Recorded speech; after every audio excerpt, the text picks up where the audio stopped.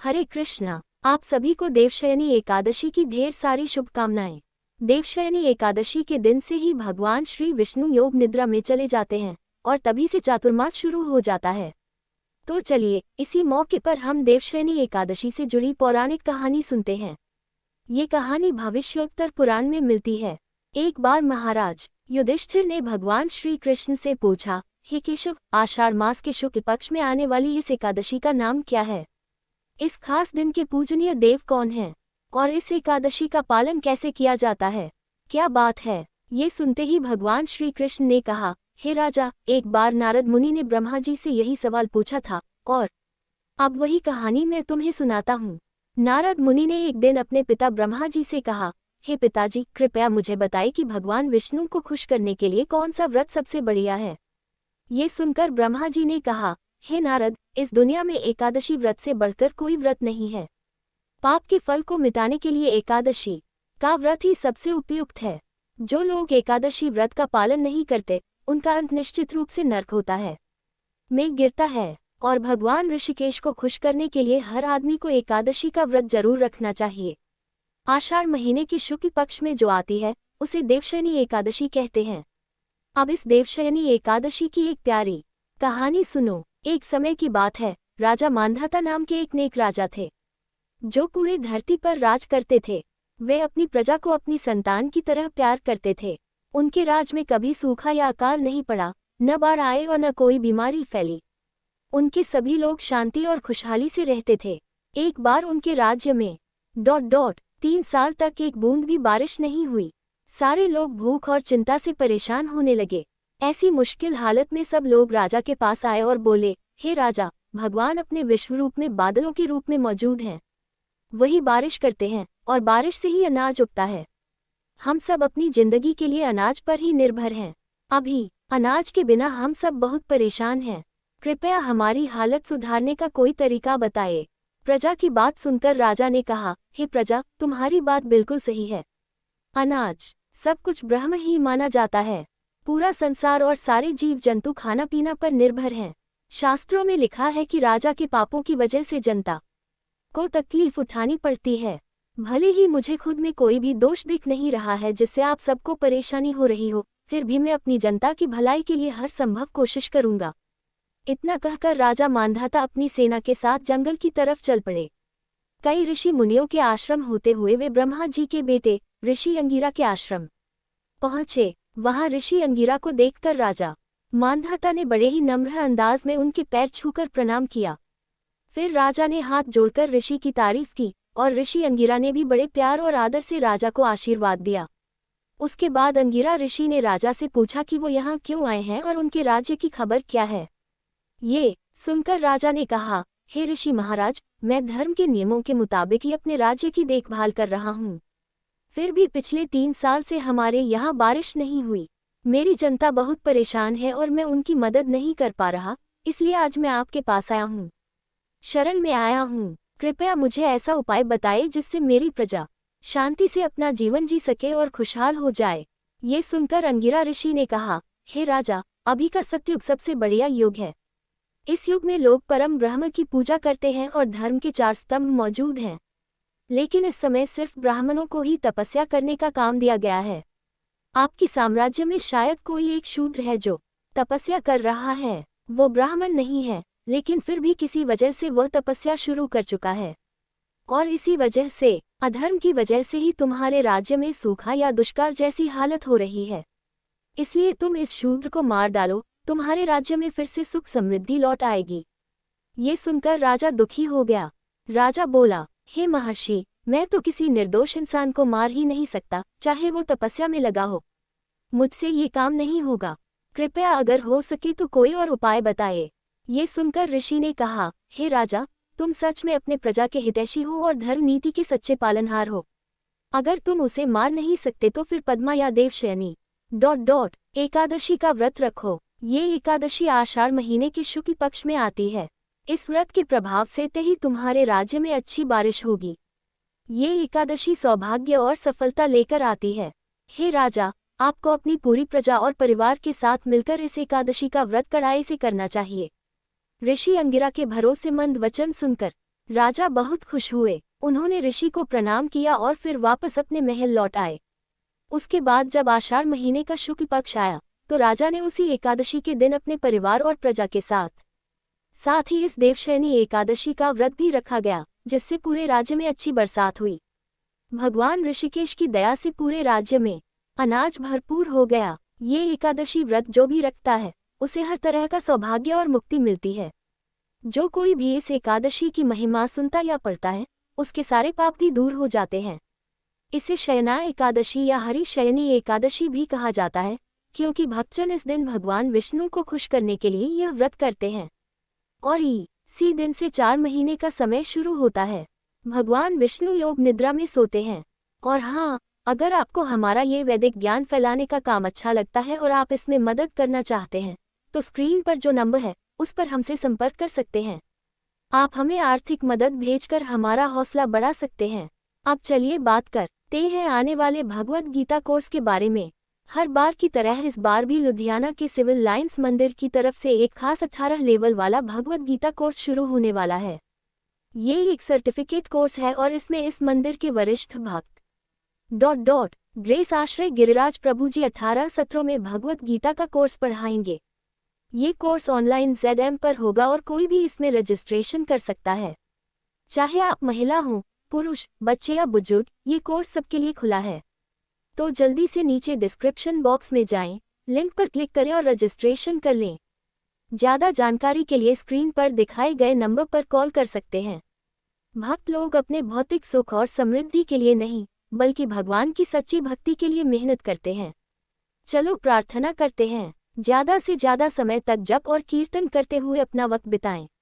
इसलिए ये एकादशी बहुत खास है क्योंकि इसी दिन से चातुर्मास भी शुरू होता है। तो अब इस एकादशी के मौके पर हम एक सुंदर पौराणिक कहानी सुनते हैं। हरे कृष्णा। बृहद नारदीय पुराण में ऋषि वशिष्ठ ने राजा मांधाता से कहा, अपोष्ण सकृत देवी विनश्यति अद्राशय एक पृथ्वी दानम एक तो हरिवाश्रम, मतलब एक तरफ पृथ्वी दान और दूसरी तरफ हरिवासर यानी एकादशी रखो तो एकादशी का आप पुण्य पृथ्वी दान से कहीं ज्यादा होता है, हो जाएगा। हमारे कई पुराने ग्रंथों में एकादशी व्रत की महिमा बड़े ही साफ तरीके से बताई गई है।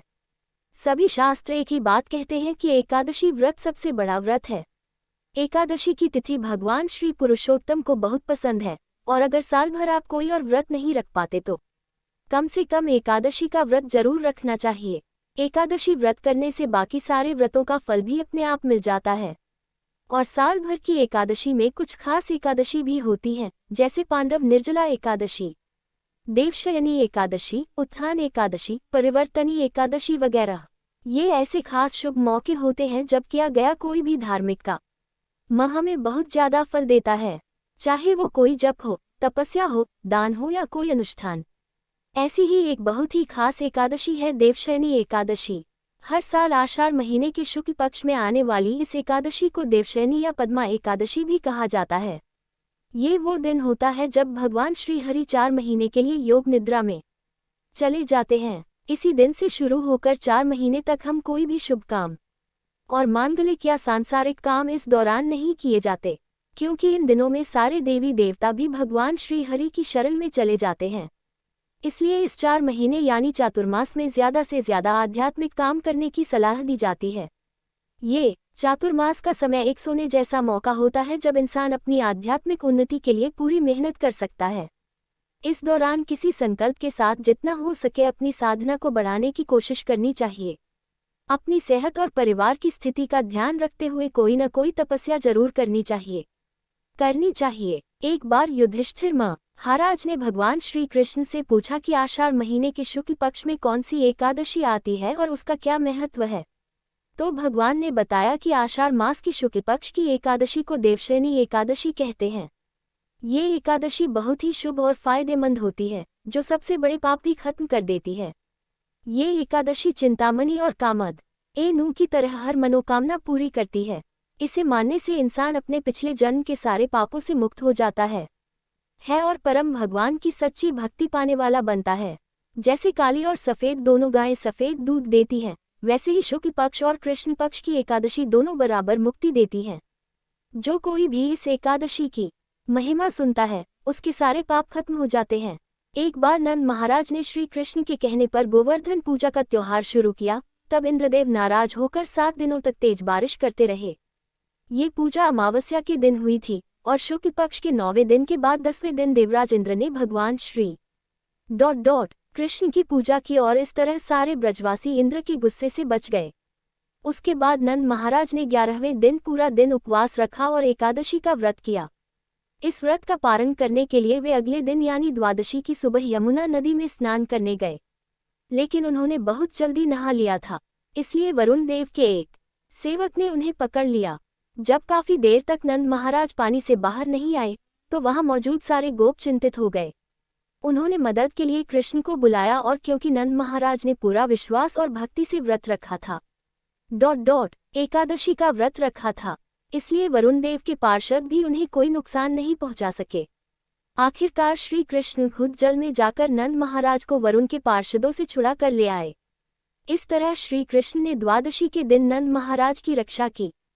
हमारे शास्त्रों में ऐसे कई उदाहरण मिलते हैं जहां एकादशी व्रत रखने वाले साधकों की महिमा बताई गई है और हर संकट से उनकी रक्षा हुई है। तो चलिए अब जानते हैं कि आषाढ़ महीने में आने वाली देवशयनी एकादशी का व्रत कैसे किया जाता है। महाभारत के अनुपर्व में बताया गया है, कहा गया है कि दिन में सूरज निकलने के बाद सोना उम्र घटाने वाला होता है। सुबह सवेरे और रात के शुरू में भी सोना ठीक नहीं है, इसलिए जो कोई भी एकादशी व्रत रखना चाहता है उसे कम से कम एकादशी के दिन ब्रह्म मुहूर्त में उठ जाना चाहिए। ब्रह्म मुहूर्त का मतलब है सूरज निकलने से करीब 1.5 घंटा पहले का समय। इस वक्त उठकर स्नान ध्यान कर लेना चाहिए और फिर घर व्रत का संकल्प लेना चाहिए। उसके लिए हाथ में गंगाजल लेकर भगवान का समक्ष जाएं, उनसे प्रार्थना करते हुए इस श्लोक का उच्चारण करें। अगर आप संस्कृत में श्लोक नहीं बोल सकते तो कम से कम हिंदी में उसका अनुवाद पढ़ना चाहिए। ये श्लोक और उसका अनुवाद इस प्रकार है। एकादश्याम निराहार स्थित्वा अहम परे हनि भूयामी पुंडरीकाक्ष शरणम में भवाच्युत, अर्थात एकादशी के दिन मैं भोजन से विरत रहूंगी और अगले दिन अन्न ग्रहण करूंगी। हे पुंडरीकाक्ष, हे अच्युत, कृपया मुझे अपनी शरण में लीजिए। इस प्रकार संकल्प लेने के बाद अब समय है तुलसी सेवा का। तुलसी देवी को एक मध्यम उच्च आसन पर स्थित करें। उसके बाद उन्हें आवश्यकता अनुसार जल प्रदान करें। उनके समक्ष घी का दीपक जलाएं और उनकी कम से कम 3 बार प्रदक्षिणा अवश्य करें। कुछ लोगों द्वारा ऐसा भ्रम फैलाया जा रहा है कि एकादशी के दिन तुलसी में जल नहीं डालते हैं, लेकिन ऐसी किसी भी बात का समर्थन हमारे शास्त्रों में नहीं किया गया है, इसलिए ऐसी भ्रामक बातों में ना आए। इसके बाद तुलसी देवी के समक्ष बैठकर हरे कृष्ण महामंत्र की माला का जप करें। इस दिन आप जितना अधिक मात्रा में इस माला का जप कर सकते हैं उतना अच्छा होगा और हरे कृष्ण महामंत्र यानी हरे कृष्ण कृष्ण कृष्ण हरे हरे, हरे राम राम राम हरे हरे। अग्नि पुराण के 12वें अध्याय के 6ठे श्लोक में कहा गया है कि एकादशी के दिन भरपेट खाना निषिद्ध कार्य है और इस दिन उपवास करना निश्चित रूप से भगवान श्री कृष्ण को प्रसन्नता देता है, इसलिए एकादशी के दिन हम उपवास का पालन करते हैं। पंचरात्र नामक ग्रंथ में बताया गया है कि एकादशी का पालन करने वाले व्यक्ति को एकादशी के दिन इन 5 चीजों का त्याग करना चाहिए: चावल, गेहूं, जौ, मूंग, चना, उड़द जैसी दालों का और मटर, फलियां इत्यादि सब्जियां और सरसों का तिल का तेल। यदि कोई भी व्यक्ति इनमें से किसी भी चीज का सेवन एकादशी पर करता है तो उसका एकादशी व्रत टूट जाता है। अगर आपको आवश्यकता लगे तो इस दिन आप दूध, फलों का रस, कंदमूल इत्यादि से बनी हुई चीजें या फिर एकादशी से बना हुआ प्रसाद ले सकते हैं। इस दिन अधिक से अधिक मात्रा में हरे कृष्ण महामंत्र का जप करना चाहिए। श्रीमद् भागवतम और भगवत गीता जैसे ग्रंथों का श्रवण और पठन करना चाहिए।